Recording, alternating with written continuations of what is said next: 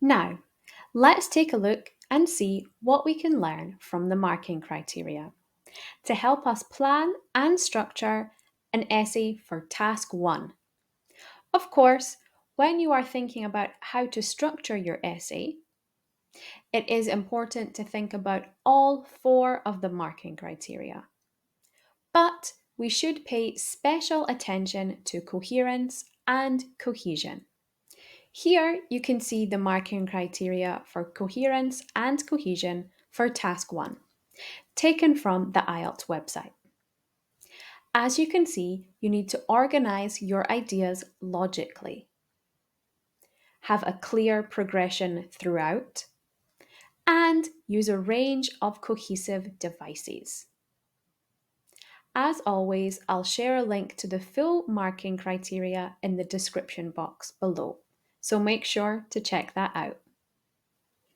Now that we have looked at Task 1 marking criteria, let's look at what we can learn from the marking criteria to help us plan and structure an essay for Task 2.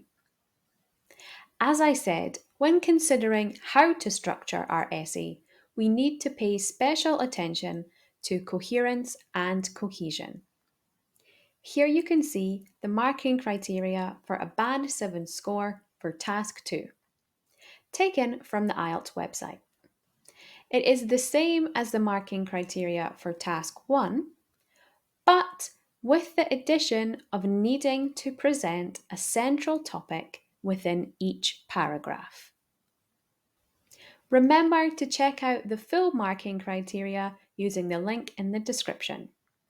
Now that we have looked at the marking criteria in more detail, it is time to think about what we can learn from it.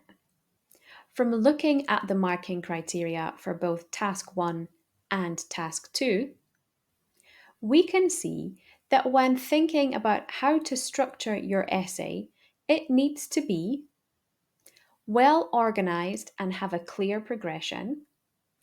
You should use cohesive devices, and you will need to have a clear central topic for each paragraph in a Task 2 essay. Now that we have seen what we need to know from the marking criteria, let's move on to thinking about planning.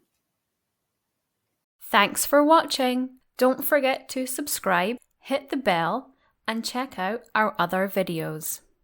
You can find loads of useful links in the description below. Let's get started.